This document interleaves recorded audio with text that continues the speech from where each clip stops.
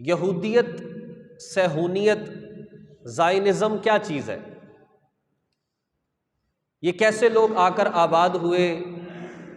اسرائیل وجود میں کیسے آیا؟ یہ ملک ان کو کیسے ملا؟ فلسطین پر قابض کیسے ہوئے؟ اور کون سی دو قوتیں ہیں جس بنیاد پر یہ ریاست بنائی گئی اور آج وہ ریاست کس نظریے کے تحت کام کر رہی ہے؟ جہاں تک تعلق ہے فلسطین کی، دراصل یہ رہنے والے یہاں کے عرب باشندے ہیں جن کی اصل یہ سرزمین ہے فلسطین، عرب یہاں کے رہنے والے، اور یہاں پر یہ سارے کے سارے مسلمان، عربی زبان بولنے والے، ان کی اپنی یہاں پر فلسطین پر حکومت شروع سے چلی آ رہی ہے، صحابہ کرام کے دور سے چلی آ رہی ہے۔ لیکن ایک صہیونیت ہے، زائنزم ہے، جس کو ہم کہتے ہیں کہ یہودی قوتیں ہیں، اور صہیونیت کا معنی یہ ہے کہ یہودی یہ نظریہ رکھتے ہیں، یہ سوچ رکھتے ہیں کہ ہم نے ساری دنیا پر حکومت کرنی ہے۔ صہیونیت اس کو کہتے ہیں کہ ساری دنیا پر ہم نے حکومت کرنی ہے، ساری دنیا پر یہودیت غالب آئے گی۔ اس کے لیے کوشش اور محنت کی جا رہی ہے، اور اس چیز کو حاصل کرنے کے لیے ان کا نظریہ یہ ہے کہ جو بیت المقدس ہے یہاں سے اس کا آغاز ہونا چاہیے، اس لیے کہ قبلہ اول بھی ہے، اور ایک نظریہ یہ ہے کہ حضرت سلیمان علیہ السلام نے چونکہ اسی جگہ پر اپنا تخت لگا کر ساری دنیا پر حکومت کی ہے، تو ہم بھی یہیں پر اپنی ریاست قائم کر کے ساری دنیا پر حکومت کریں گے۔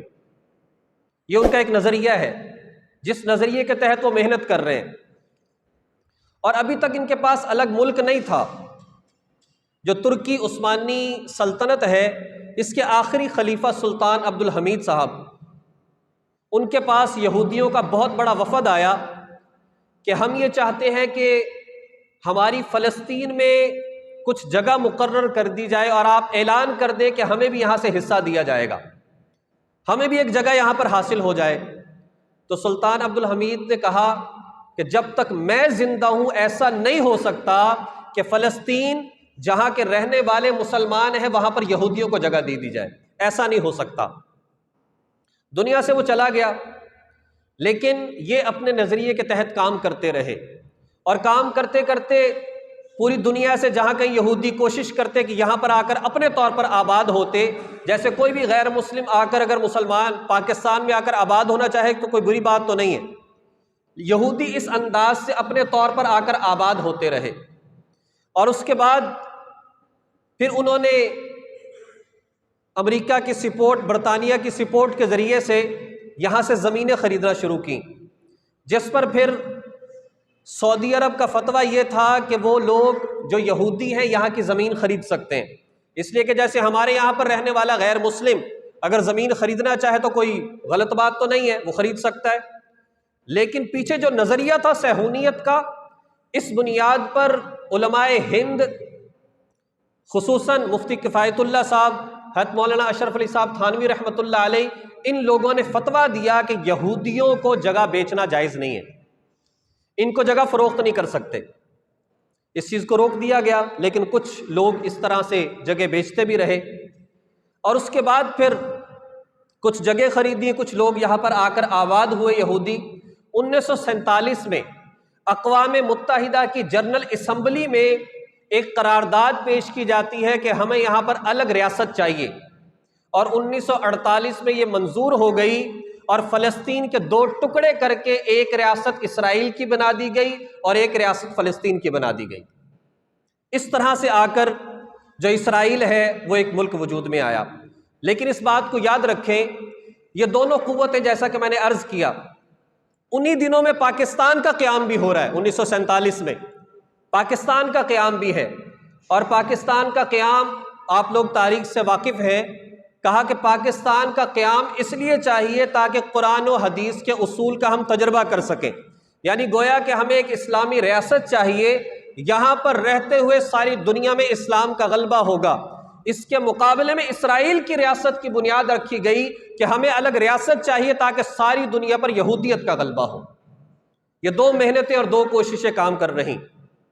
اس کا باقاعدہ اعلان کر دیا گیا کہ یہودی آج سے آزاد حکومت ہے اور اسرائیل ان کا ملک ہوگا۔ یہ حکومت حاصل کرنے کے بعد یہودیوں نے دوسرے غیر مسلم ممالک کی سپورٹ کے ذریعے سے یہاں فلسطین کے مسلمانوں کو قید کرنا، محصور کرنا اور انہیں سمیٹنا شروع کر دیا،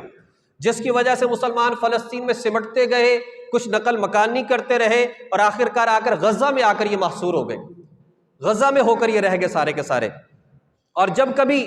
یہودی اسرائیلین پر حملہ کرتے تو وہاں کے مسلمان پھر جو ہے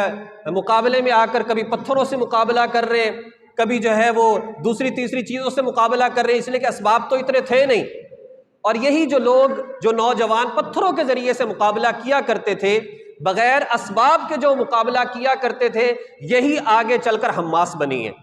جو آج فلسطین کے اندر رہ کر ایک مجاہدوں کی ایک تنظیم ہے جو کہ آج اسرائیل کے ساتھ لڑ رہی ہے۔